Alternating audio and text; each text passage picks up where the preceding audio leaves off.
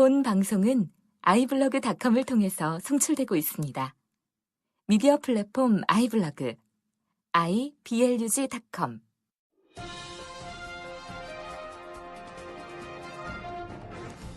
네, 청취자 여러분 안녕하십니까. 한목사의 비밀의자입니다. 목사님 안녕하세요. 안녕하세요. 네, 보셨는지 모르겠지만 저희 팟빵 저희 녹음에도 드디어 댓글이 달렸습니다. 그렇게 말이에요. 저 봤어요. 네, 저도 어제 보고 깜짝 놀랐는데요. 이제 질책도 해주시고 그러게요. 힘도 주시고. 아유, 고맙습니다. 네, 저희 그때 3주 만에 돌아왔는데 예. 뭐라고 하시더라고요. 예. 죄송합니다. 그때 저희가 하필 수요일 날 다 그때 노는 날이어서. 그렇죠. 여기는 수요일 날, 우리가 이제 수요일 날 방송을 녹음을 하는데. 네, 목사님도 바쁘시고 저도 일을 해요. 그렇죠. 목사니까 또 크리스마스 때 뭐 이러고 저러고 해야 되고. 크리스마스 때, 그때가 이제 수요일이었어요. 네. 그리고 또 1월 1일이 수요일이었어요. 그렇죠, 그렇죠. 그래서 이제 방송을 3주 만에 하게 됐는데. 예. 좀 양해를 해주셨으면. 예, 그로 인해서 피치 못하게 저희가 예, 2주를 쉬었습니다. 예. 제가 그래서 너무 관심 감사하고요. 예. 네, 또 힘내주시라고 또 격려도 해주셔가지고 너무 기분이 좋습니다. 예. 제가 또 3월에 또 한국 갈 일이 있는데 한 그러시죠, 3주가 또. 좀 비거든요. 그때 또 2주, 3주예요? 3주 가세요? 3주 갑니다. 예, 원래 야, 한 달인데 좀 거의 줄였는데. 한 달 가시네. 네, 근데 이제 아마 이 방송을 이제 끊기지 않으려면 예. 사전에 이제 미리 많이 녹화를 또 떠놓고 가면 더 좋을 것 같은 느낌이 또 드는데. 벌써 1월이 다 가는데 3월 언제 가세요? 제가 한 19일 정도? 그러면 우리가 미리미리 좀 준비를 해야 될 것 같아요. 이제 네. 한 달 조금 더 남았는데. 네네. 댓글 예. 다시 한번 감사드리고요. 그 댓글에다가도 이런 문제 좀 우리 얘기 좀 해주세요라고 이렇게 또 달아주시면 저희가 이제 적극적으로 또 반영해서 또 그 주제로 또 얘기를 그렇죠. 예, 그래 주시면 참 고맙겠습니다. 사실 저희가 이게 매주 비슷한 얘기를 안 하려고 노력을 하지만 예. 네, 이게 또 새로운 주제를 또 잡는다는 게 또 보통 어려운 거 아니거든요. 그렇죠. 네, 또 저희 또 미국하고 또 한국이랑 상황이 또 다를 수도 있고. 예. 아니, 그리고 사실 성경을 통해서 예수님께서 하신 말씀도 사실 한 가지 말씀이잖아요. 또 구약에 우리 성부 하나님께서 말씀하신 것도 하나인데 여러 가지 역사적인 사건들이 다양하게 드러난 것 뿐이고 사실은 그런 사건들을 통해서 하나님의 말씀하시는 건 딱 하나예요. 그런데 그러니까 우리도 사실은 기독교 방송이고 얘기하는 것이 주제가 사실은 하나밖에 되지를 않아요. 하나님께서 말씀하신 그걸 말씀하시는 거거든요. 네, 근데 그게 조금 흐려져 있어서 우리가 좀 밝히. 예, 그래서 좀 다양한 어떤 구약 같은 경우 역사적 사건이고 그런데 우리 지금 현재를 살아가는 현재 진행형의 역사잖아요. 사실 이러한 것들에 대해서 우리가 기독교인으로 어떤 시각을 가져야 할까? 우리 방송 제목이 비밀 해제인데 성경은 하나님이 성경을 비밀이라고 말씀해놓고 있잖아요. 고린도 전서나 로마서 이런데 그밖에 구약에도 그렇고 그러니까 사실 이미 공개된 비밀이고 해제된 비밀인데 그럼에도 불구하고 성경적인 시각을 잘 갖지 못하시는 분들이 많이 있거든요.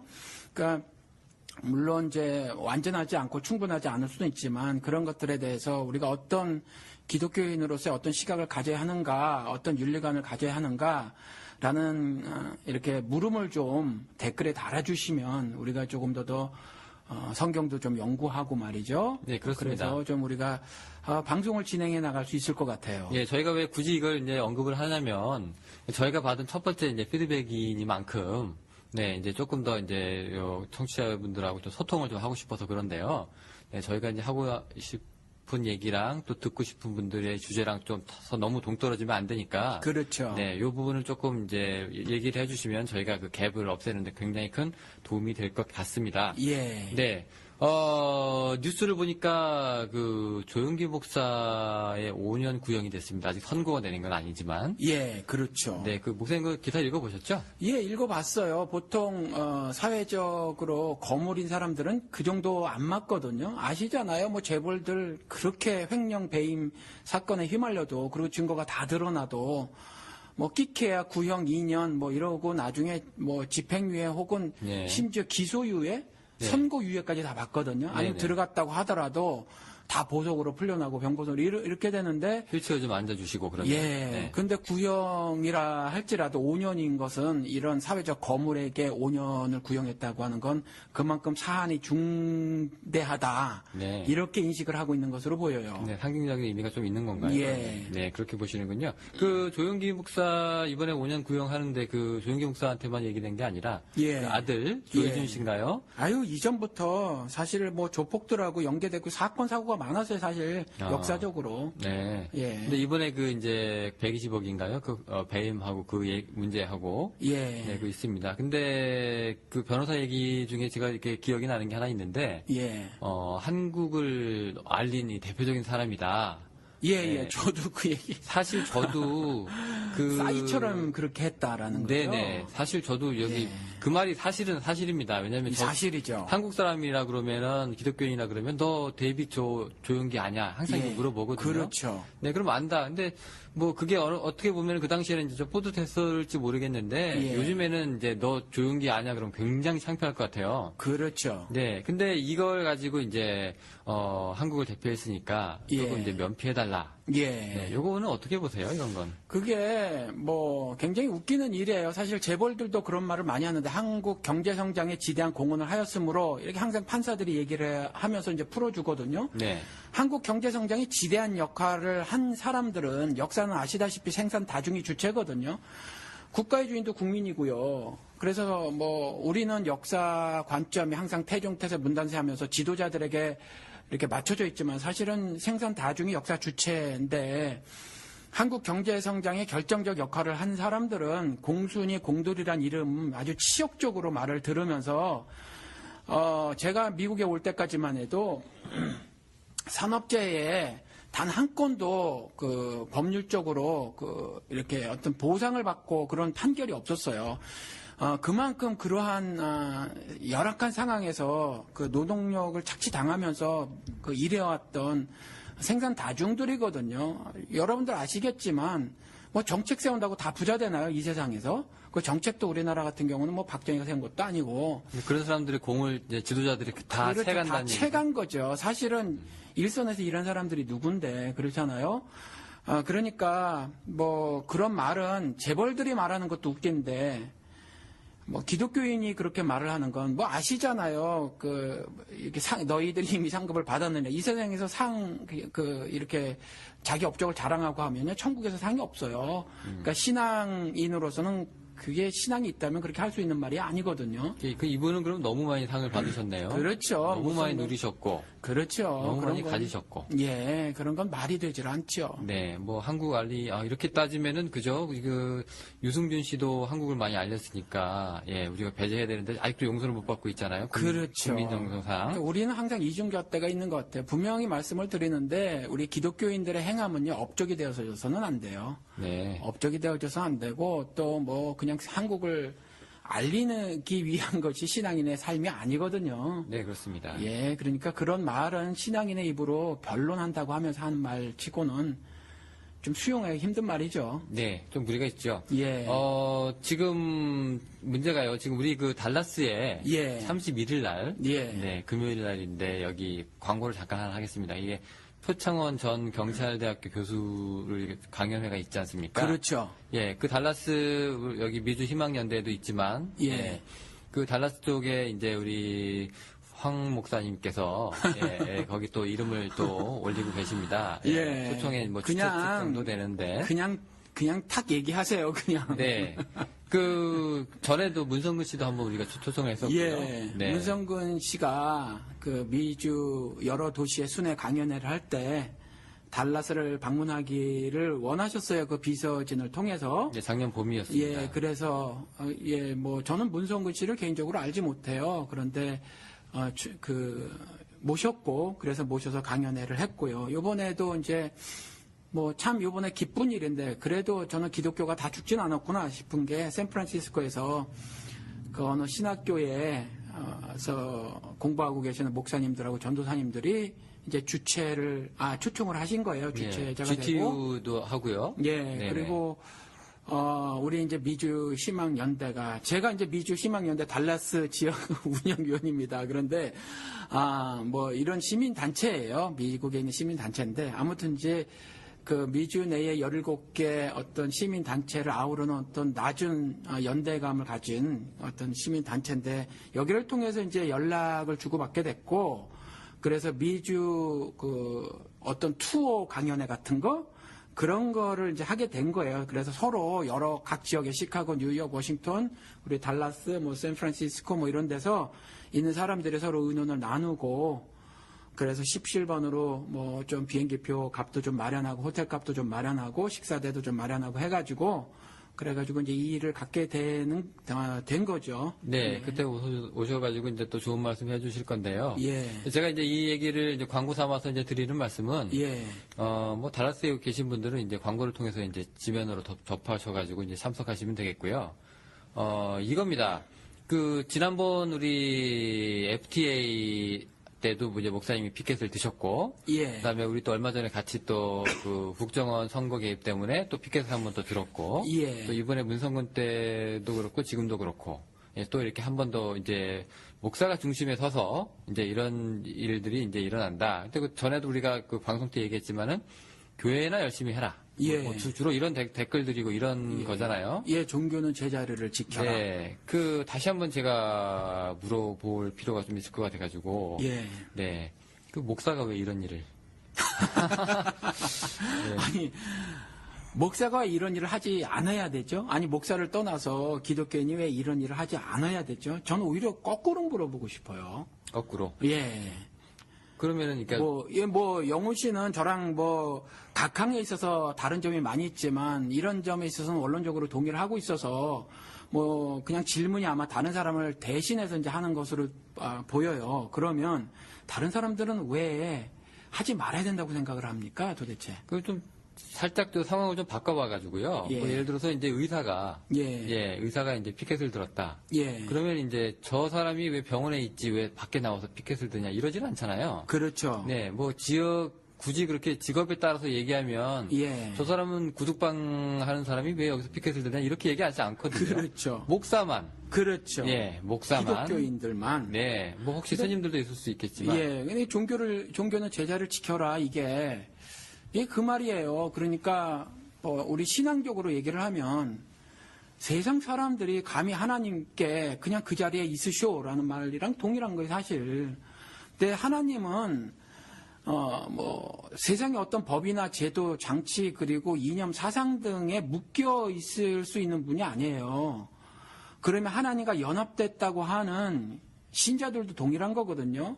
하나님과 연합된 사람들이 신자잖아요. 그게 진짜 신자인데 그 사람들을 감히 어떤 사상이나 이념 같은 것으로 묶어둘 수는 없는 거예요. 그러니까 뭐 이런 일들, 어떤 일들이든지 간에 너 이거 왜 해? 기독교인이, 종교인이 뭐 이렇게 제자리나 지키고 있지라고 하는 건 자기들이 말하는 어떤 제자리라는 거 있잖아요. 거기에 묶여두려고 하는 시도인데 안타까운 건 그걸 우리 교인들이 또 상당 부분 말을 하고 있다라는 거죠. 네, 이게 그렇습니다. 참 모습이 웃긴 모습이에요. 네, 제가 이제 그런 사람들의 이제 의견을 제가 이제 대신해가지고. 예. 대변자 격으로 이제 목사님한테 계속 질문을 드리고 있는 역할을 맡고 있는데요. 예. 그러면 이런 얘기 있잖아요. 아니 하나님이 예. 이 이집트에서 예. 바로가 왕이 되든 뭐 누가 왕이 되든 뭐 마로가 왕이 되든 무슨 상관이냐. 예. 어차피 하나님은 하나님의 일을 가시는 거고 예. 왕이 뭐 누가 될 거냐 이집트의 뭐 한 나라의 왕이 이게 상관없다. 예. 누가 부정부패는 항상 있었던 것이고. 예. 네 그런다. 근데 이 와당에서 예를 들어서 이제 목사님께서 예. 이제 부정 선거에 대해서 얘기를 해서 이제 저 사람이 저런 식으로 대통령이 되어서는 안 됩니다라고 얘기하시는 게 예. 그게 뭐가 다르냐? 예. 하나님은 하나님 일대로 따로 있는 거고, 세상은 세상대로 그렇게 돌아가는 거 아니냐? 예. 왜 이런데 기독교적인 의미를 두냐? 이렇게 예. 얘기합니다. 예. 답변을 좀 부탁을 드릴게요. 그러니까 조금 아까 그 이집트 바로 얘기를 하셨는데. 네. 그냥 바로가 무엇을 하든지 간에 하나님의 백성이라고 하는 이스라엘에게 그냥 관심 꺼라고 말씀하셨냐라는 거죠. 그렇지 않거든요.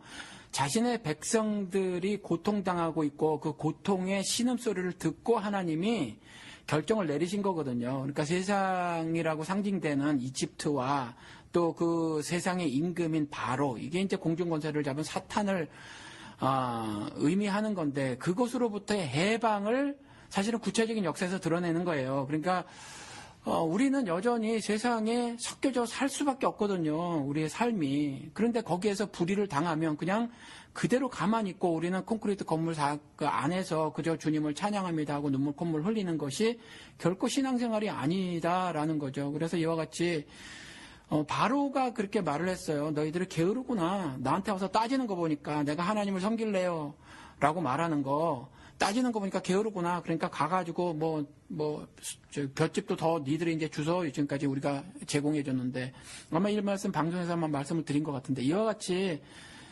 더욱 어떤 노동력 착취를 하는 그런 형국으로 몰아가거든요. 우리 말로 이것들이 빠져가지고 그거네요. 그렇죠. 이것들이 빠져가지고 지금은 이제 좀 더 사회가 복잡해져서 법제도 장치를 통해서 그렇게 세상에 명령을 하고 있는 거고, 그때는 뭐 곧 왕의 말이 법이니까 그와 같이 이제 법인 말이 왕이 법이죠. 그러니까 그 법인 말을 통해서 그렇게 지시를 했고, 하나님은 그것으로부터 분명히 한거의 모습을 가져야 함을 모세를 통해서, 그렇죠? 말씀하셔서 모세가 당당히 갔잖아요. 당당히 가서 이건 옳지 않다라는 거죠.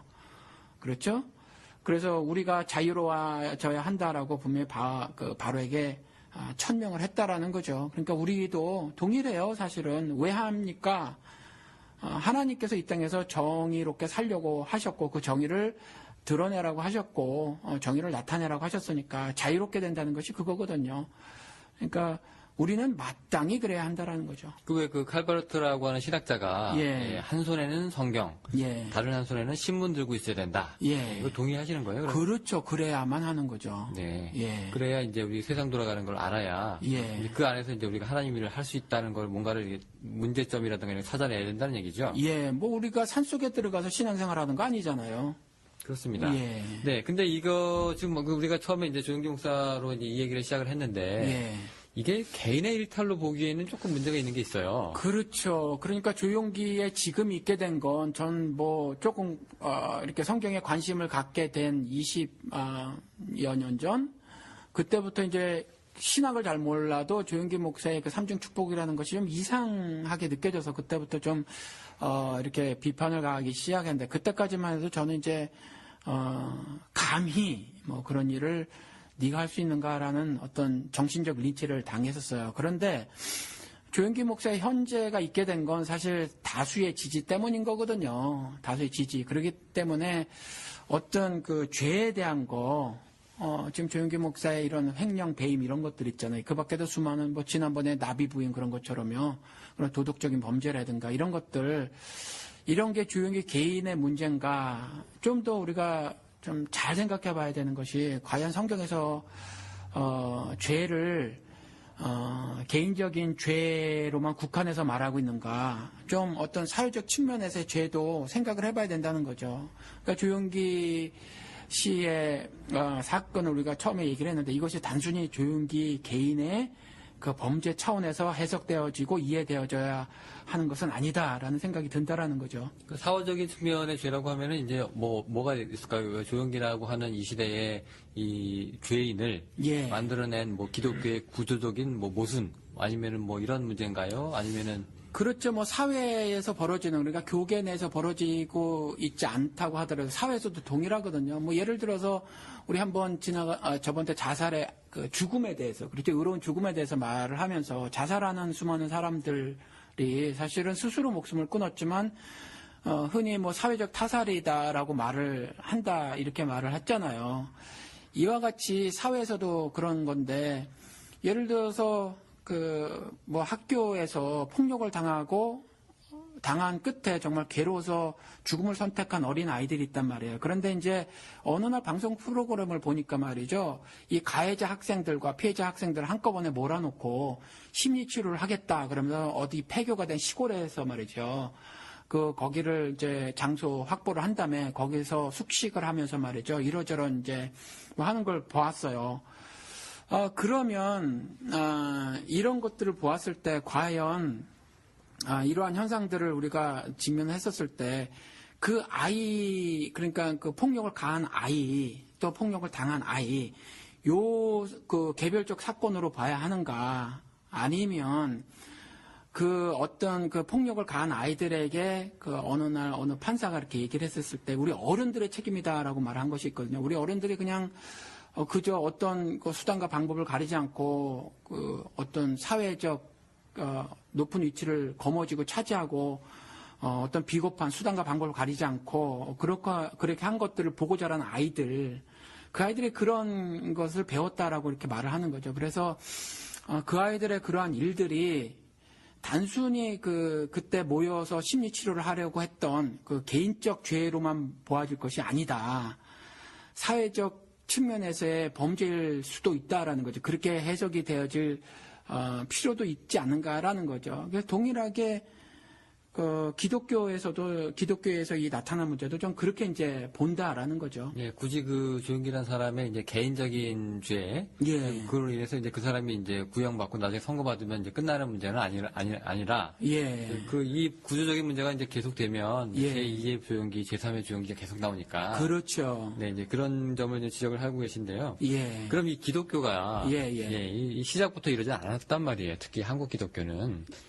우리 옛날 보면은 믿음의 선진들이라고 그래가지고. 예. 굉장히 우리가 자랑스럽게 여기는 부분도 있잖아요. 뭐, 3.1운동이랑 그렇죠. 뭐, 관계도 있다. 그렇죠. 또 신앙을 지켰다. 그렇죠. 뭐 여러 가지 뭐, 좋은 얘기도 있고. 제가 그렇죠. 또 하나 듣고 있는 미담은 그냥 신학생인데. 예. 그냥 지나가다가 당신 여기 뭐 하는 사람이에요? 그래서 내가 신학교 다니는 사람입니다. 그러면, 잘 됐네. 여기 들어와서 내 가게 좀 봐주셔. 예. 저를 어떻게 믿고 그랬더니, 신학생이면 되지 뭐. 이러고, 이랬다는 얘기가 있어요. 그때 일본 일제시대 때. 예. 네. 근데 지금 보면은 그렇지 않죠. 지금 상황이 이제 완전히 이제 뒤집어졌는데, 언제부터 기독교가 이렇게 험악한, 종교가 되었을까요? 사실 얼마나 많은 분량인가는 제가 역사에서 충분히 그러니까 역사를 충분히 공부를 하지 않아가지고 잘 모르겠어요. 그런데 양극단은 계속 있어 왔다라는 거죠. 그러니까 우리나라 기독교가 캐톨릭까지 포함하면 200년 이렇게 말을 하지만 우리 기독교, 그러니까 개신교라고 하는 기독교만 보면 한 100년 남짓돼요. 조금 넘는지 아무튼 그런데 사실은 이전에는 기독교세가 굉장히 크질 않았죠. 작았을 때에 신앙의 절개를 지켰던 사람, 예를 들어서 일본 강점기 시절에 신앙의 절개를 지켰던 사람 수가 적잖아요. 그렇죠? 예. 그리고 신사 참배를 적극적으로 유도했거나 아니면 적어도 그냥 마지못해 따라갔던 사람까지 포함하면 그 사람들이 절대 다수였거든요. 그리고 또 하나 해방 이후도 마찬가지예요. 미 군정이 이제 적의 재산이라고 해서 적산이라고 하는 거 이것들을 다 틀어지고 앉아가지고 3년 동안 우리는 일본 식민지에서 해방되고 난 다음에 미국의 지배를 받았죠. 그때도 이제 아시겠지만 우리나라 공식 언어를 영어로 한다 이런 말도 안 되는 법도 사실은 미군정이 만들었었어요. 그리고 모든 정치단체 이런 거 다 해산시켜버리고 이랬거든요. 사실 그때도 여전히 미국의 식민지 시절이었는데 이때 미군정의 정책에 따라서 다수의 신을 부역했던 목사들이 사실 미군정에 착 달라붙어서 정책에 따른 자신의 몸가짐을 결정하고 그랬거든요. 그러니까 신앙의 본질적인, 그러니까 신앙의 절개를 지켜서 어떤 것을 한 것이 아니라, 그러니까 하나님 말씀대로 자신들의 삶을 영위한 것이 아니라, 그때 상황에 맞춘 야비한 어떤 결정들을 하고 한 사람들이 다수였고요. 기회주의자들이 지금 우리가 갖고 있는 이 기독교 기반의 희초란 얘기이신가요? 그렇죠. 그때도 물론 신앙의 절개를 지켰던 사람들이 있어요. 재건파라고. 그런데 그 사람들은 소수였다는 거죠. 그런데 이제 미 군정이 이와 같은 기회주의자들에게 적의 재산이라고 하는 적산들을 주고요. 영락교회나 이런 것들 전부 그때 받은 그런 거 갖고 건물을 짓고 한 거거든요. 이와 같은 일들이 진행되면서 박정희 시대도 동일했단 말이죠. CCC, 이런 것들, 김중곤 목사도 다 박정희 찬양해주고, 100억대 건물을 받고, 정확하게 100억대인지 모르겠어요. 아무튼 그런 뉴스를 본 적이 있거든요. 100억대 건물을 받고 시작을 했단 말이에요. 그러니까 출발이 뭐 유명하고 새를 키운 사람이긴 해도 성경적으로 봤을 때 올바른 신앙을 가졌는가 하는 사람, 의심이 되는 올바른 신앙을 가졌는가가 의심에 대한 사람들이 이제 그러한 일들을 계속 해왔고 그들이 한국 기독교의 주류를 차지하고 있었다라는 거죠.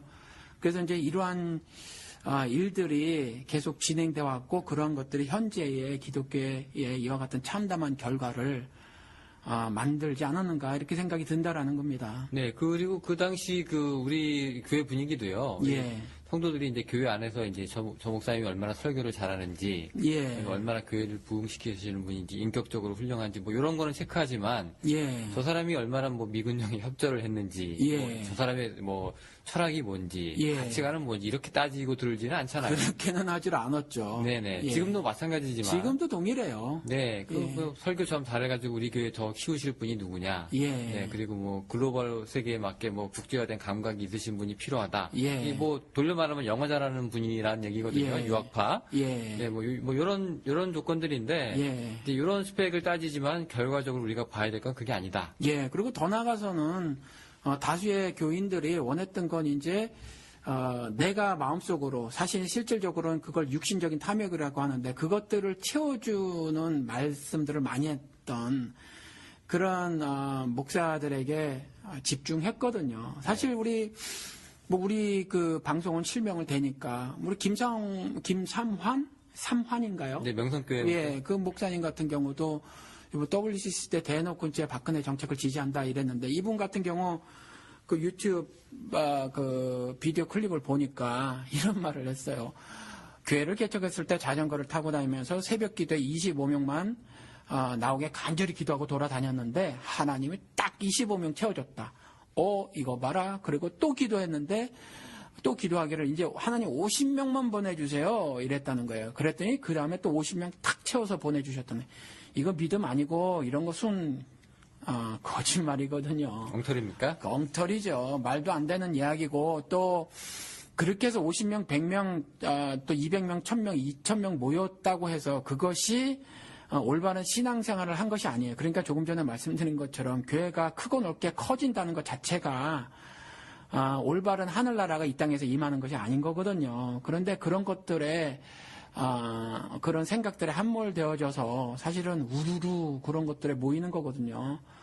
그래서 그러한 점들이 눈에 띈다라는 거죠. 물론 이제 그 당시 우리가 이제 그 배고픈 시절이라서 예. 네, 우리 배고픈 사람한테 이제 하나님 믿으면 배부릅니다. 예. 라고 얘기하면 이제 굉장히 이제 강하고 이제 단편적인 메시지가 이제 잘 전달될 수 있겠지만 예. 근데 그러다 보면 또 물질에 조금 더 얽매인 그 신앙생활을 하게 되잖아요. 예. 이제 그런 이제 부류 중에 하나가 이제 싶은데요. 예. 이게 그 이승만하고 박정희 때 그럼 기독교가 예. 그 사람들이랑 이제 결탁을 한 건가요? 아니면 그 사람들의 그 이데올로기에 이게 길들여진 건가요? 그러니까 두 가지 다라고 보여져요. 왜냐하면 이들의 신앙이 사실은 일본 강점기 시절에 정말 신앙의 절개를 지키고 있는 사람들이 아니었다고 저는 생각이 듭니다. 왜냐하면 친일 부역을 했기 때문에 신앙을 팔아먹고 친일 부역을 했거든요. 신사참배를 하고 말이죠. 그런데 이들이 그 해방 이후에 말이죠. 미군정의 어떤 그 재산, 적산을 불화할 때 그것이 탐났고 사실은 그때 한국에 인재가 없다고 그랬거든요. 사실은 그랬겠죠. 그러니까 아무래도 인재들은 일본 강점기 시절에 시체말로 난 사람들이라는 거죠. 사회 각층에. 그중에 이제 기독교계 목사들도 마찬가지일 거고 이들에게 실권들이 기독교계에서 많이 주어졌거든요. 근데 이제 이승만이 미국의 그 사주를 받아서 이제 정권을 틀어진단 말이죠.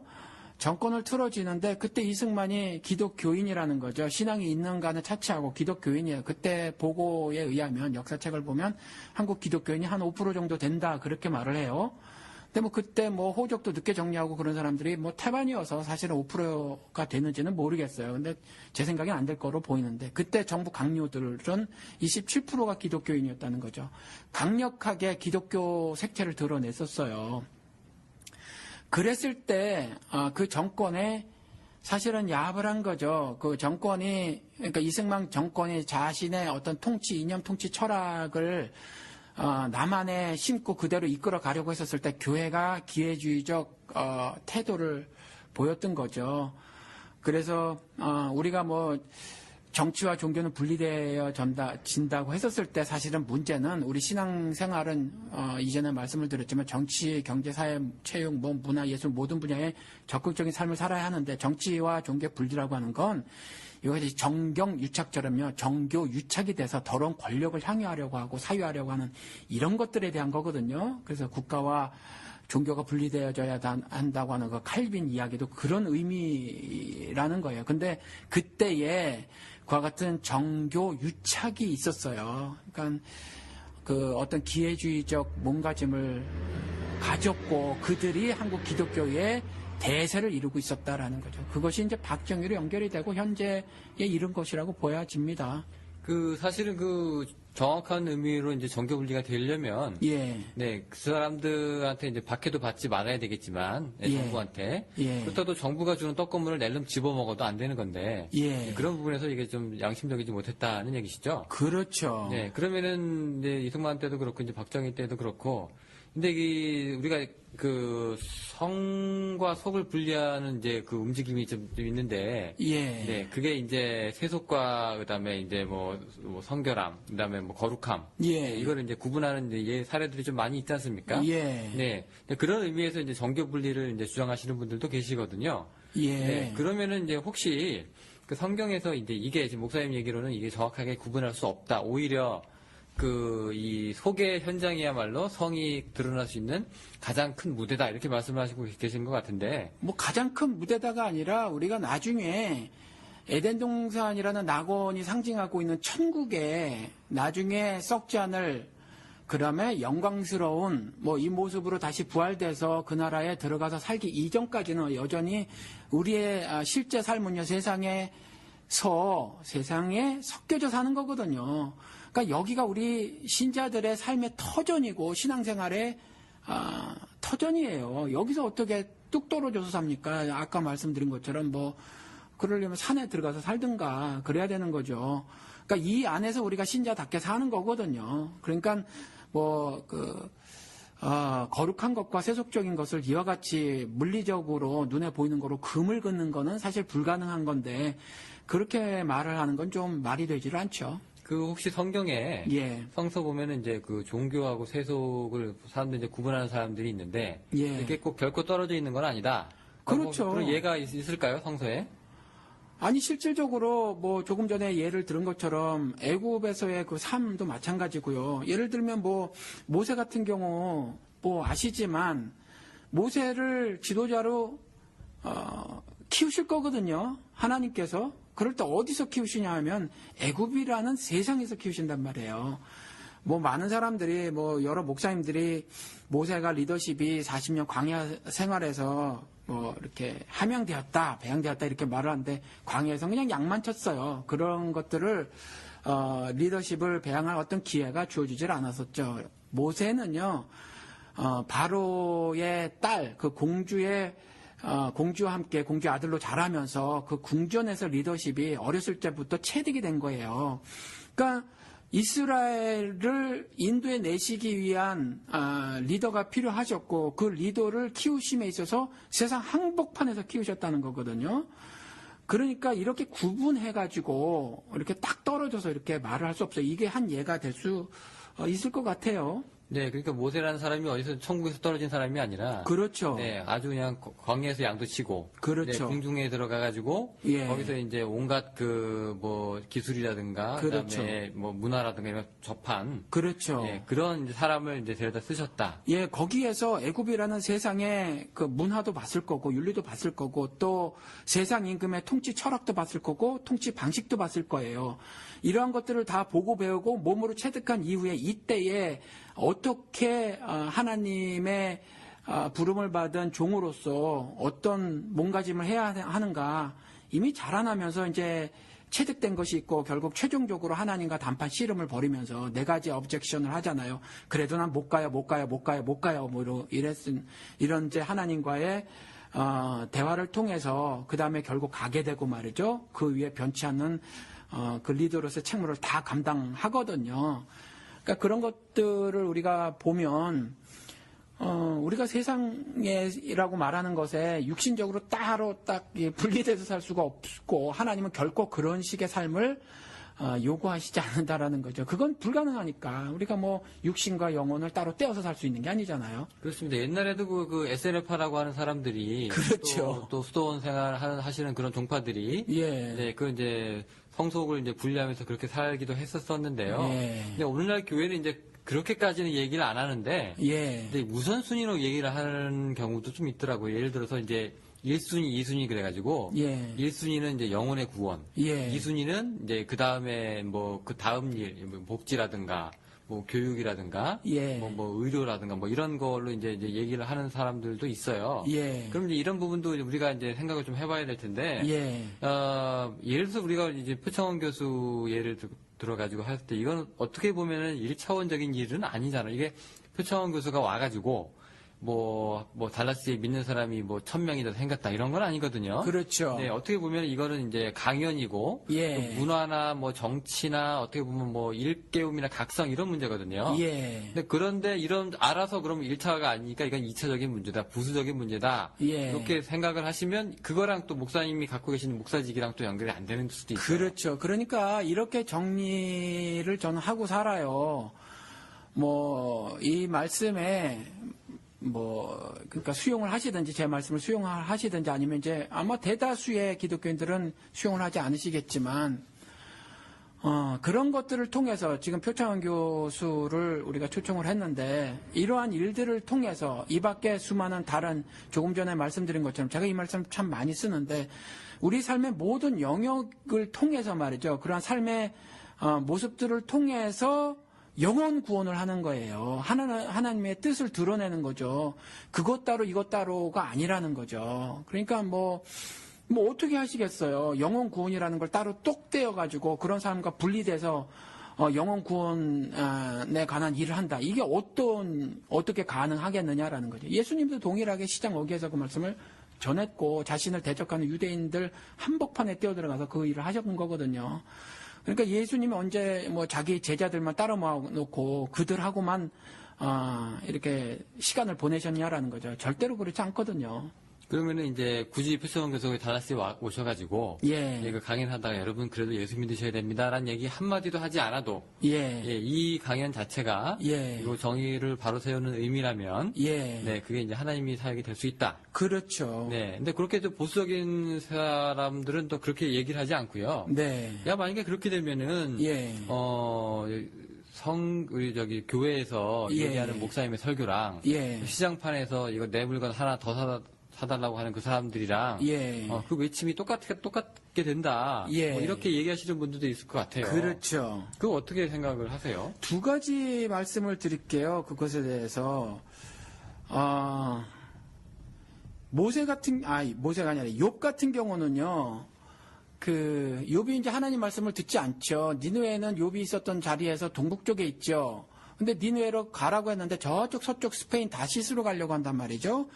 그래서 배를 타요. 그런데 그때 막 크게 바람이 불어가지고 배가 깨질 것 같다. 이렇게 이제 기록을 보면 욥이래네. 요나죠, 요나. 제가 요나입니다. 이렇게 작고 네네. 청취자 여러분들 이해해서 좀 들어주시기 바랍니다. 초기 치매가 왔는지 말이죠. 죄송합니다. 아무튼 요나가 그렇게 가려고 했는데 크게 바람이 불어요. 근데 그게 하나님이 내리셨다고 했거든요. 근데 그 무대가 어떠냐면 그 배라는 어떤 한 무대가 뭐냐면 다 이제 이방인들이에요. 이방인들인데 대풍이 불어요. 어떤 큰 일이 벌어지는 거죠. 그때 요나가 잠을 자요. 그러니까 교회가 이제 잠을 자고 있다고 이렇게 그 부분을 좀 해석을 해도 될 것 같아요. 하나님의 백성이 잠을 자고 있으니까. 그런데 이때 일이 도대체 무슨 일인가? 우리 세상에서 벌어지고 있는 이 일을 어떻게 이해해야 하는가라고 이방인들이 고민을 한 거예요. 그 선원들이. 그랬을 때 제비를 뽑았어요. 제비를 뽑는다는 얘기는 제비를 뽑았더니 요나가 이제 뽑혔거든요. 제비를 뽑는다라는 의미는 지금도 이제 그렇게 하면 안 돼요. 이제 이전에 하나님이 그 일을 하게 하신 이유는 그 제비를 한 번 뽑았든 10번 뽑았든 100번 뽑았든 그건 하나님의 절대 주권적 역사에 따라서 무조건 요나가 뽑힐 거예요. 그러니까 제비를 뽑는다는 건 사람의 생각을 거기에 담지 않는다는 거거든요. 제비를 뽑았더니 요나가 뽑혔어요. 요나가 뽑혔는데 요나가 뽑혀서 어떻게 될 거냐면 바다에 던져져서 죽임을 당할 거란 말이죠. 죽임을 당할 거 이런 거거든요. 그러니까 이와 같이 이방인 선원들을 통해서 하나님이 자신의 뜻을 드러내시는 경우가 있어요. 그것에 대해서 욥은 깨달았어요, 나중에. 그래서 스스로 던지라고 하거든요. 그러니까 표창원 교수가 설사 기독교적 복음의 메시지를 전하지 않는다고 하더라도 우리는 기독교인의 입장으로 그러니까 요나와 같이 그 부분들에 대해서 얼마든지 성경적 이해를 구할 수가 있고요. 그것에 따라서 우리의 말이나 행동을 결정할 수 있고 그것을 통해서 하늘의 뜻, 하나님의 뜻을 세상에 전할 수 있다라는 거죠. 그렇기 때문에 이와 같이 표창원 교수를 통해서 복음이 전해지느냐라고 구체적으로 물어봤을 때는 좁은 의미로는 아니지만 넓은 의미로는 또 이것이 신자인 저와 같이 함께하는 일이 되어져서 충분히 그럴 수 있다라는 거죠. 그러면 이제 굳이 성서에 나오는 그 예수님의 메시지를 언급하지 않아도 예. 네, 이 사람들이 이 일을 바로잡고자 한다면 그게 하나님의 일이 될 수도 있는 거다. 그렇죠. 그렇죠. 제가 조금 전에 두 가지 말씀을 드린다고 했는데 한 가지 말씀을 더 드릴게요. 그렇지. 더 그것을 확실하게 하기 위해서 모세 같은 경우는 재판을 했는데 재판이 지금 범죄 저지른 사람들 그 사람들을 재판하고 이런 식이 아니라 이때 모세가 한 재판은 내가 어떻게 하면 하나님 뜻대로 살 수 있습니까? 어느 것이 하나님 뜻입니까를 물어보러 왔을 때 이제 판단을 해주는 거였거든요. 그래서 율법과 규례를 가르쳐주는 일들이었었어요. 그런데 너무 사람들이 많으니까 혼자 그 일을 감당하니까 일이 너무 많은 겁니다. 그때에 모세의 장인이 그 광경을 보고 모세에게 와서 충고를 하죠. 근데 아시지만 모세의 장인이 누구죠? 이방인이에요. 이방인 제사장이거든요. 그런데 와서 충고를 해요. 모세에게 사위야. 내가 보니까 네가 너무 일이 많어. 너 혼자 그렇게 감당하다가 네가 실수하고 잘못할 수 있다. 이렇게 말을 해요. 그래서 네가 하나하나 그러지 말고 아예 백성들에게 그 규례와 율법을 가르쳐라. 그래서 그들이 스스로 행할 수 있도록 해라. 이렇게 말을 하고 이게 첫 번째 충고고 두 번째 충고는 뭐냐 하면 네가 다 할 수 없으니까 그 일이 너무 많다라는 거죠. 많으니까 천부장, 백부장, 십부장을 세워서 그들이 그런 일을 할 수 있도록 해라라고 말을 하거든요. 이와 같이 충고를 하는데 절대로 그 모세의 장인이 하나님을 섬겼던 사람이 아니라 이방 종교의 제사장이었단 말이죠. 그런데 모세가 그 장인 어른의 말을 듣고 시행에 옮긴단 말이에요. 왜냐하니까 그 사람을 통한 하늘의 메시지를 들은 거예요. 하나님의 메시지를. 그래서 그가 시행했다는 거죠. 그러면 우리가 표창원 교수의 입을 통해서 우리가 하늘 메시지도 들을 수 있어요. 하나님이 아시지만 이스라엘을 통해서만 일을 하시는 것이 아니거든요. 바벨론을 통해서 이스라엘에게 징계를 하시는 것을 통해서도 일을 하신단 말이죠. 그러니까 얼마든지 사회에서 벌어지는 사물이나 현상들 있잖아요. 사회의 사물이나 현상을 통해서 하나님께서 메시지를 전하면 우린 그걸 캐치를 해야 해요. 그래서 사도행전에도 그런 말이 있습니다. 각기 모든 민족들이 제갈 길을 가고 있지만 하나님이 그 제각기를 그러니까 죄를 짓는 거거든요. 제각기 일을 가고 있었을 때도 하나님이 자신의 일을 멈춘 것이 아니다 이렇게 말씀을 하시거든요. 그러니까 우리가 그런 것들을 통해서 하늘 메시지를 충분히 깨닫고 거기에서 모세처럼 그와 같은 결정을 하고 우리가 신앙적인 행동을 할 수 있다라는 거죠. 그러면 이제 문성근이든 장호준 목사든 표창원 교수든 간에 달라스에 이제 그 강연자로 오시는 이 분들의 목소리를 그 신앙인들이 이제 들을 때 이제 저런가 보다 이렇게 듣는 게 아니라 그러니까 하나님이 저 사람을 통해서도 우리한테 말씀을 하고 계신다. 그러니까 저렇게 하는 것이 하나님의 뜻이구나. 이렇게도 이제 들을 수 있다는 얘기가 되는 건가요? 그렇지는 않겠죠. 그렇지는 않겠지만 정의라고 하는 거 있잖아요. 물론 사회적 정의와 성경에서 말하는 의는 조금의 차이가 있어요. 그렇지만 상당 부분 공통분모를 갖고 있거든요. 그러면 정의는 우리 신앙인들도 알지만 그것이 하늘 것이거든요. justice라고 하는 거. 그 다음에 righteousness라고 하는 의라는 거 있잖아요. 이것이 하늘 것이거든요. 사람의 것이 아니에요. 인간들의 것이 아닌데 표창원 교수의 입을 통해서 전해지는 그 정의에 대해서 들을 거란 말이죠. 그리고 그것들에 대해서 저는 또 이번에 이 일을 하는 주최자로서 마이크를 잡을 거란 말이죠. 그 정리를 지난번 문성근 대표 왔을 때도 정리를 잠깐 제가 했듯이 정리를 한 것은 아니고 그냥 이것이 단순히 세상에서 흔히 벌어지는 그런 강연회 중에 하나가 아닌 것 조금이라도 그렇게 표시를 냈단 말이죠. 또 제가 하루 종일 2박 3일 동안 문성근 씨와 함께 지내면서 그분에게 기독교인으로서 기독교의 메시지를 전했고 말이죠. 그래서 그분이 조금이라도 그 말을 알아듣기를 소원했고, 그걸 얼마나 들었는지 모르겠어요. 아무튼 그렇고, 표청 이번에 교수도 오시면은 또 하루 종일 같이 있어야 하잖아요, 제가. 그때 그런저런 저는 이제 신자로서의 입장에서 대화를 나눌 거라는 거죠. 그래서 뭐 그가 어느 정도 또 저의 그 메시지를 조금이라도 다만 1%라도 수용을 하면 그가 전하는 말들 가운데 혹시 참고를 할 수 있는 것들이 있지 않을까. 뭐 아셨는지 모르겠지만 제가 나눈 말 중에 일부를 문성근 씨도 그때 강연에서 하셨거든요, 조금. 그러니까 그럴 수 있어요. 그러니까 우리가 그런 의미에서 이해를 했으면 참 좋겠다라는 겁니다. 네, 또 제가 그 말씀 들으니까 또 기억이 하나 나는 게요. 예. 제가 지금 한왕상 교수로 기억을 하고 있는데, 예. 그 노무현의 죽음은 순교다라는 그때 발언을 한번 하셨었거든요. 예. 이게 네, 우리 보통 교인들은 받아들이지를 못할 말이죠. 그렇습니다. 이분이 지금 예수 믿다가 죽은 것도 아니고요. 그렇죠. 예수를 전하다 죽은 것도 아니고요. 그렇죠. 네. 그런데 순교다. 네. 근데 예. 이분이 얘기하는 이 순교라는 의미가 이제 뭐 영적인 것도 있고 뭐 여러 가지 의미가 있겠지만, 순교와 다름없다고 얘기한 이유는요. 이제 예. 이분이 결국 그 평생의 삶이 이제 독재나 예. 민주사회를 위해서 이제 한 건 이 사람이 이제 자기 몸을 내던져 가지고 예. 자기 쪽 사람을 살리고 예, 예. 네, 뭐 어떻게 보면 그 모함과 다름없는 그런 뭐라고 해야 될까요? 경찰의 혐의들이잖아요. 예. 네. 그런데 이제 그걸 다 던지고 이제 죽음으로써 이제 그걸 갖다가 많은 사람들에게 폐를 끼치지 않기 위해서 스스로 몸을 내 던졌다 뭐 이런 얘기가 되는데 예. 목사님은 개인적으로는 뭐 노무현에 대해서 뭐 그렇게 뭐 호불호가 뭐 정확하신지는 모르겠습니다만 그렇게 좋아하지 않는 걸로 알고 계신데 아니요. 그분의 인성은 참 좋아해요. 되게 정책적으로 예, 네네. 그분이 하신 일은 저는 뭐 예. 많은 걸 별로 좋아하지 않습니다. 동의하지 뭐 90%, 않으시니까. 예, 90% 이상이 그분이 한 일 중에서 예를 들어서 국정원이라든가 검찰을 독립시킨 거 물론 도로 다 갖다 바쳤지만 그런 일 빼고는 나머지 부분은 제가 거의 동의를 하지 않아요. 네. 예. 근데 이제 노무현의 죽음은 순교다라고 하는 이 부분이 예. 굉장히 사회적으로 파장이 당시 좀 있었던 이유가 예. 네, 왜냐면은 이게 정치인하고 예. 그다음에 영적인 의미의 그 최고의 그 영광이라고 하는 순교하고 지금 이게 결합된 말이라서 그렇거든요. 또 목사님 입장에서는 이 노무현의 죽음이 순교라라고 하는 이런 입장에 혹시 동의를 하고 계시는지 좀 궁금합니다. 저도 이제 그 말씀은 지금 영훈 씨를 통해서 처음 듣는데, 뭐, 좁은 의미로는 결코 그분의 죽음이 순교는 아니에요. 왜냐하면 순교는 그야말로 그 예수의 11제자나 아니면 초대교회의 뭐 서문학의 폴리캅 같은 경우 정말 신앙의 절개를 지키다가 아니면 복음을 전파하다가 죽은 게 순교거든요.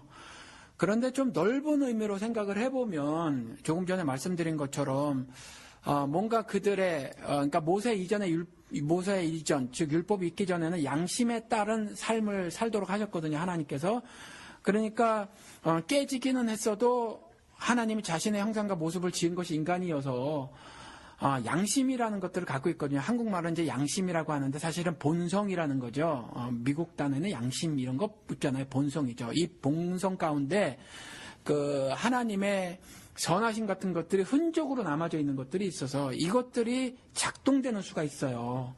그러니까 노무현 대통령 같은 경우, 전 대통령 같은 경우는 그와 같은 부분에 예를 들어서 그가 머리로 고안해낸 여러 가지 정책들은 제가 보기엔 악한 것들이 너무 많았어요, 사실. 뭐 FTA나 뭐 예, 신자유주의를 정말 전폭 수용한 거, 물론 김대중 정권 때 그런 물꼬를 텄지만 그걸 전폭 수용한 것들은 정말 심각한 문제점을 한국 사회에 야기를 시켰고, 뭐 빈부격차를 너무 노골화 시킨 뭐 이런 것들 있잖아요. 이것들의 그 원인을 제공했어요, 사실 노무현 대통령이.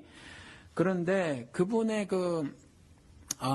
정말 뭐 예를 들어서 인권, 자유, 우리 기독교인의 핵심이 존 스타트 목사님 말씀에 의하면 저도 동의를 합니다만은 자유거든요. 죄로부터의 자유, 해방 이거거든요. 그런데 그 죄로부터 자유롭게 된다라는 거는 의롭게 된다 이 말이거든요.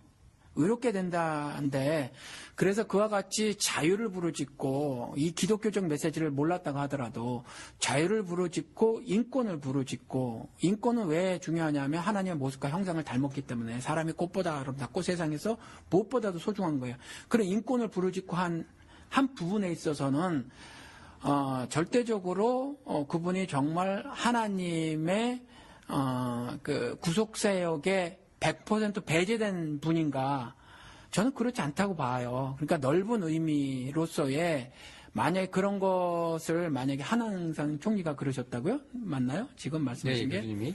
예, 전 총리께서 말씀하신 게 그런 광의의 넓은 의미의 순교라고 말을 했다라면 저는 그렇다면 동의를 해요. 네, 그런 의미에서는 동의를. 예. 그러면은 이제 조금 더 포괄적으로 적용을 해가지고요. 예. 네, 그럼 뭐 전태일 우리 그 노동법 법전 들고서 이제 같이 이제 분신하신 그 전태일 씨 있잖아요. 예. 네, 이런 분들도 그러면 이 예. 자기 한번 버려서 이제 남을 살리고자 예. 이 법에 대한 이 문제들을 이제 악하다. 예. 네, 그 지켜지지 않는다. 예. 이런 걸 이제 이런 메시지를 던지시고 이제 가셨잖아요. 예. 이런 분들도 그러면 순교다 할 수 있을까요? 그렇죠. 전 그렇게 동의를 합니다. 그래서 그분의 죽음을 통해서 사회에, 그러니까 노동계에, 뭐 노동계라고 조그맣게는 국한시키지만 사회 전체에 그 사회 정의가 사실 많이 실현되는, 기폭제가 된 거거든요. 그러니까 참 듣기 싫은 말이지만 이전에 뭐 프랑스 혁명 때도 그랬고 영국에서도 뭐 산업혁명 이후에도 그랬고 사실은 무의도식하는 세 부류의 성직자가 꼽혔거든요. 왕족하고 귀족들하고 성직자가 꼽혔어요. 이런 무의도식하는 그룹에. 그런데 저도 지금 그런 점들이 현대 한국 기독교에서도 좀 그렇지 않은가. 왜냐하면 목사는 일하면 안 돼. 뭐 이런 것들이 한국 기독교에 있잖아요. 그러니까 사실 이런 것들이 부끄러운 말이 되어져야 하는데 왜냐하면 성경에 그런 컨셉이 없기 때문에 바울도 일을 했고. 근데 이럴 때에 정말 몸을 던져서 자기를 산화함으로 그와 같은 사회에 메시지를 전했단 말이죠. 무의도식하려고 하는 정말 치졸한 아주 사악한 생각들이 기독교계에 있었는데 오히려 믿지 않은 사람들이 이와 같이 어떤 그와 반대, 그 무의도식한 사람들이 노동자를 그때 뭐 프랑스 혁명 때나 뭐 영국 같은 경우에서 탄압을 했었단 말이죠. 굉장히 탄압을 했었는데 그 탄압에 그 실 권력을 가지고 있었던 사람의 결탁한 그 종교인들, 그때는 기독교인들이거든요. 근데 무의도식하고 있었던 그 사람들이 기독교 지도자들이 노동자들을 탄압했었거든요.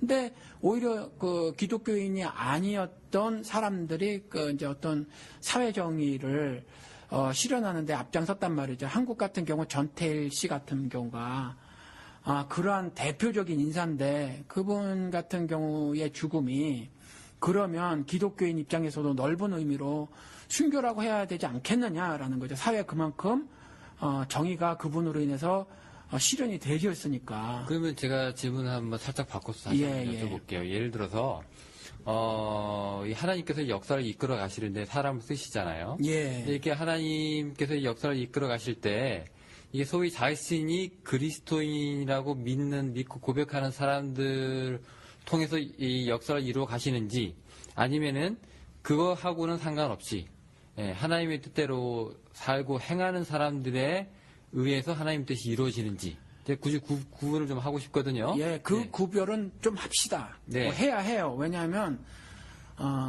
우리가 좀 신학적으로도 이해를 해야 하니까 네. 좀 구별을 분명히 하십시다.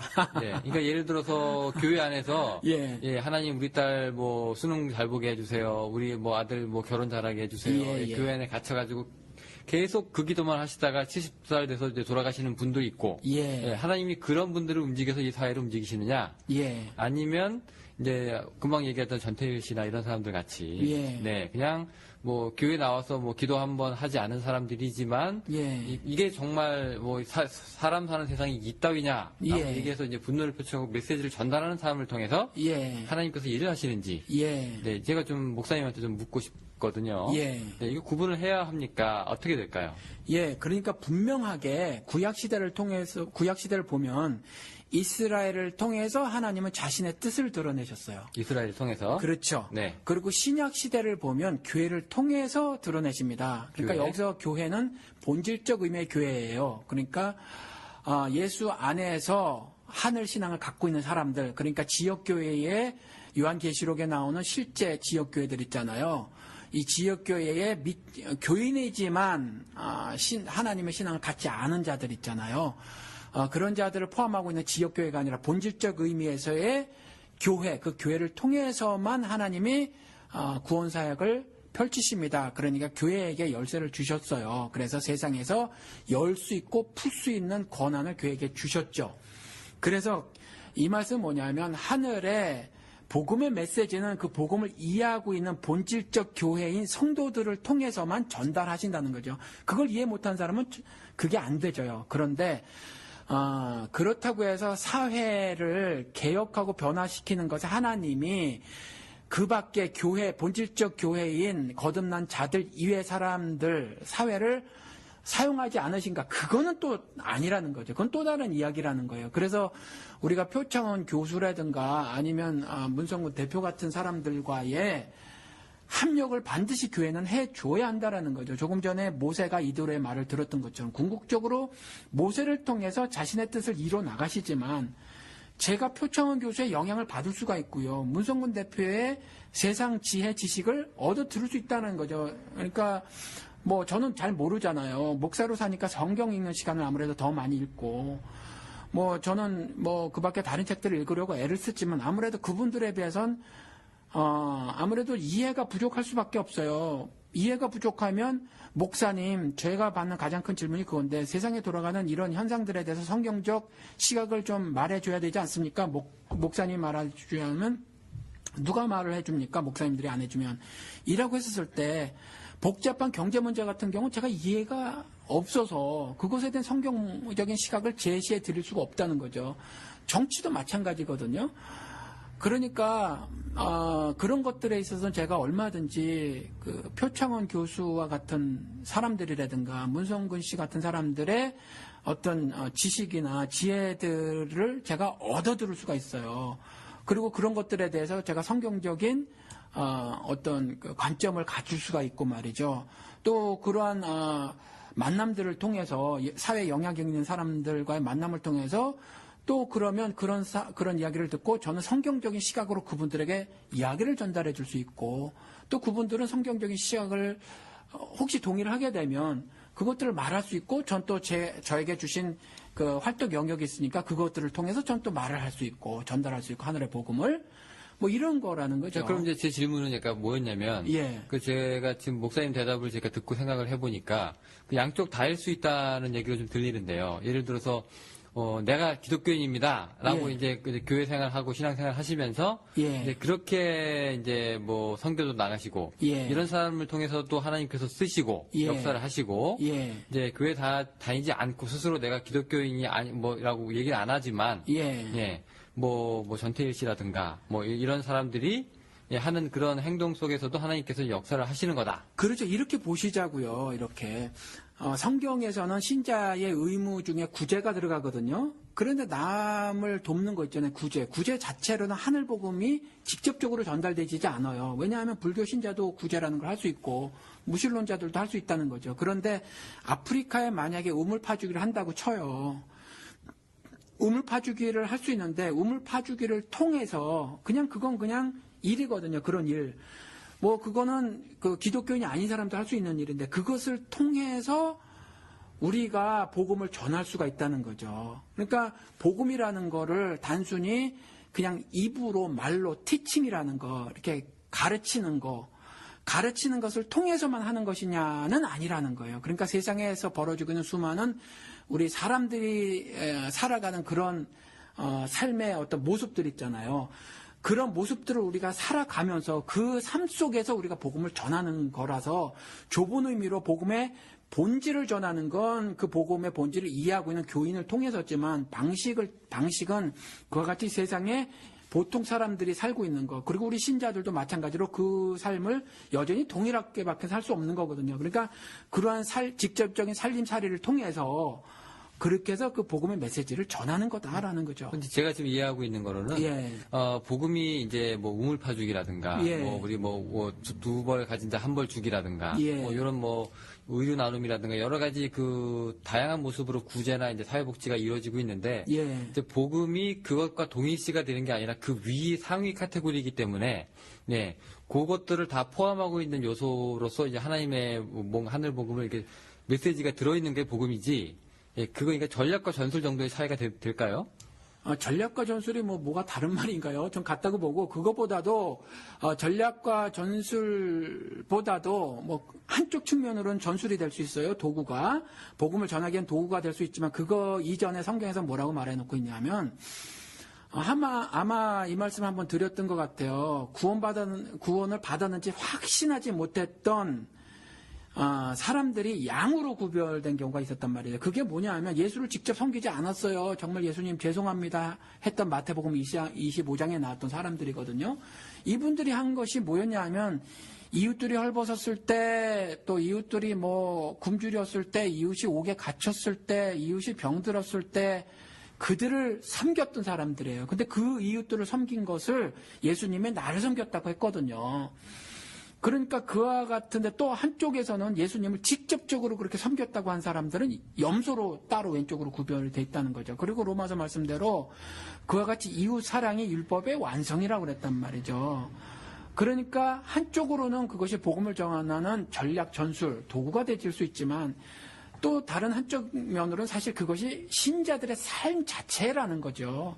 그래서 그것들을 통해서 예수를 살고 율법의 완성을 이뤄내가는 거고 이 땅에 오셔서 예수님께서 이루신 하늘 사랑 그 뜻을 실천해 나가면서 사는 구체적인 모습이라는 거죠. 네, 단순히 도구 정도만은 아니라는 거예요. 네, 우리가 지금 표창원 교수 얘기하면서요. 예. 이게 그러니까 종교와 세속과의 구분 문제라든가, 예. 그다음에 이제 그다음에 노무현 죽음 뭐 얘기하고 순교 얘기하다가 지금 여기까지 왔는데, 예. 예, 지금 왜냐하면 이게 굉장히 중요한 문제가 되는 게요. 이제 목사님하고 저하고도 지금 이런 문제로 사실 뭐 사생활적으로 많이 이제 얘기를 많이 나눴는데, 그렇죠. 의견이 많이 갈렸죠, 우리 둘이. 네, 갈리기도 했었고요. 근데 예. 이제 그 성도들이 좀 혼란스러워. 왜냐하면 이런 게 순교다라고 이제 노무현이라든가 뭐 전태일도 순교다하고 쳐주자라고 예. 얘기를 하게 되면 예. 굉장히 저는 이제 그렇게 해도 괜찮은 입장이긴 하지만 저도 뭐 별 상관없어요. 네, 근데 굉장히 혼란스러우신 분들도 있어요. 아니 예. 저 사람은 교회도 안 나오고요, 예. 찬송도 안 부르고요, 예. 기도문도 안 하고요, 헌금도 안 하고요. 예. 그다음에 뭐 자기 스스로 뭐 기독교인이라고 얘기도 안 하고요, 예. 주인이라고 예. 주인이심도 고백을 안 했는데, 그렇죠. 그럼 저는 뭐가 되는 거예요? 그런데 이렇게- 이제 이런 신앙적인 혹은 신학적인 혼란스러움은요, 예수님의 가르침도 동일했거든요. 제가 전해드리는 말씀은 부족하고 모자라고 오류투성일 테지만 예수님의 가르침은 완벽했는데 예수님의 가르침을 듣고서도요, 당시에 하나님을 신앙한다고 하는 유대인들은 대혼란에 빠졌었거든요. 저는 설명이라도 하지만 예수님은 설명도 안 하신 경우도 많거든요. 그냥 전하시고 끝나셨단 말이죠. 비유로만 하고 또 끝났을 수도 있고. 그렇죠. 예를 그렇죠. 들어서 구약 시대에 뭐 이혼 증서를 써주면 이혼이 가능하다고 했는데 뜬금없이 이혼 안 돼 뭐 이래 버리시거든요.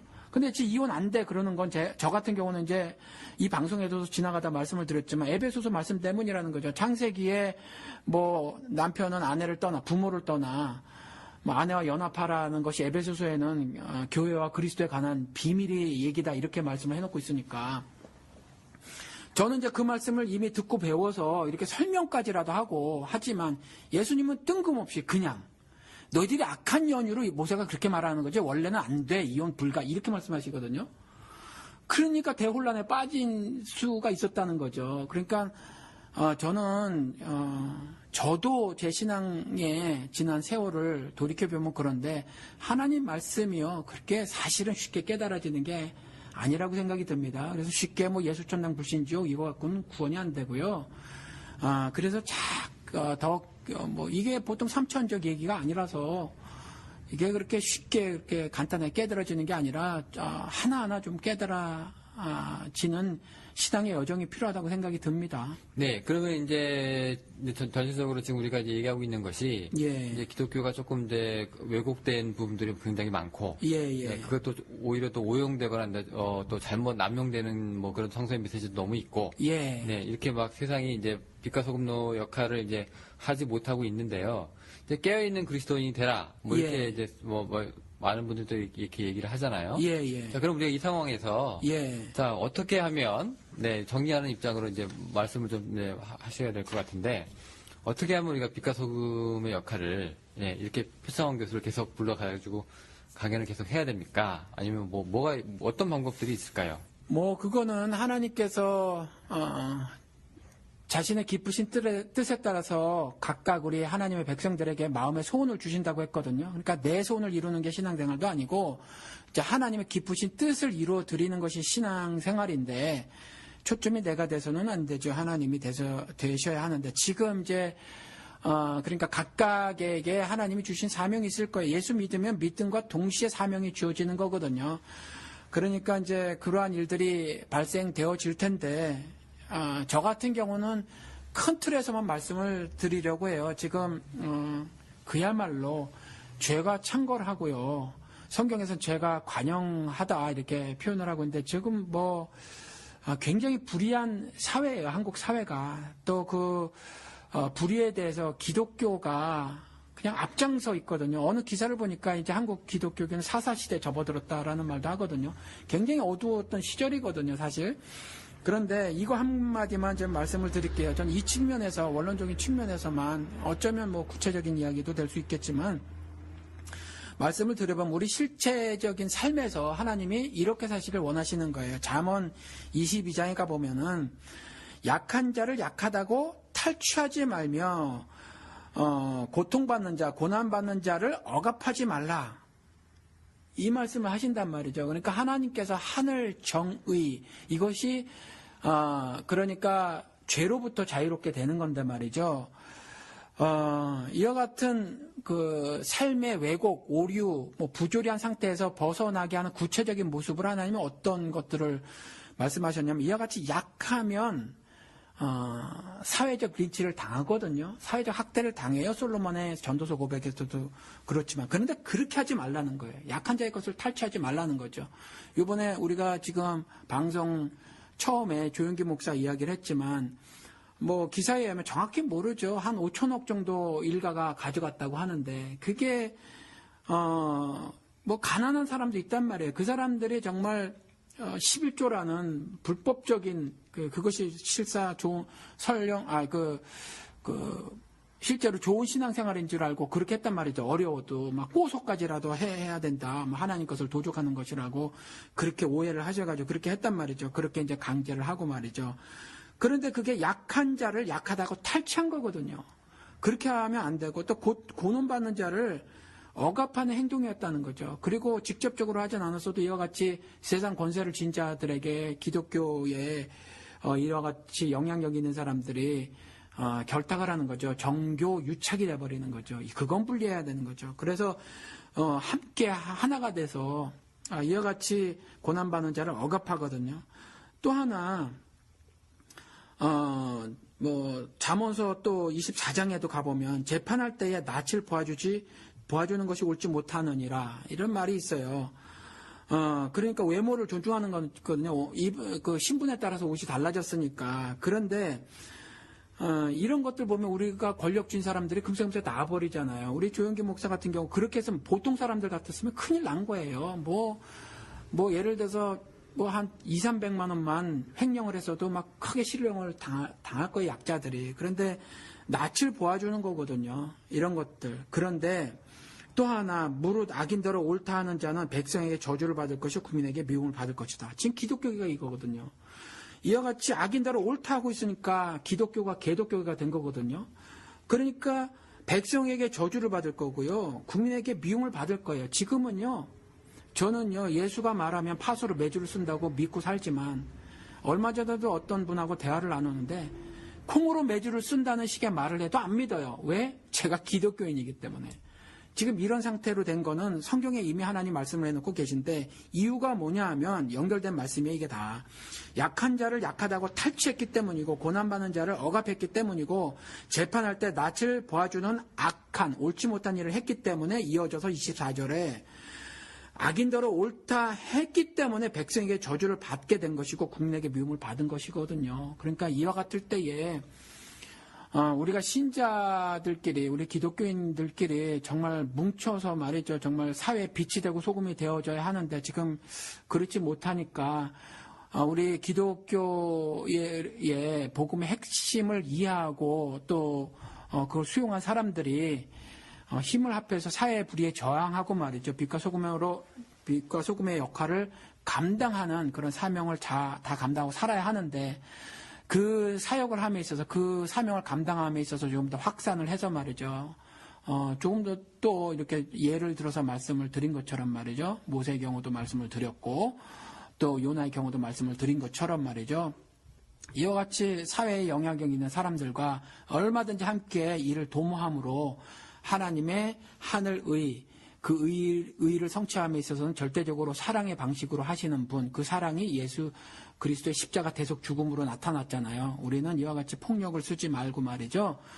절대적으로 그와 같은 방식으로 하늘의라는 것을 전달하는 삶을 살아야 하는 것이 옳다고 생각이 듭니다. 네, 목사님께서 잘 정리를 해주신 것 같고요. 예. 저희가 원래 방송 시간을 보통 한 40분, 45분 정도로 이제 잡고 있는데, 최근에는 이제 요즘에 시국인 만큼 저희가 이제 얘기하다 보면 1시간씩 막 넘어가는 경우도 굉장히 많이 있거든요. 예. 네, 그거 참고 또 인내하시고 끝까지 들어주시는 분들한테 너무 감사를 드립니다. 예. 네, 저희는 그러면 다음 주에 또 다른 에피소드로 또 청취자 여러분들을 만나뵙도록 하겠습니다. 목사님 감사합니다. 감사합니다.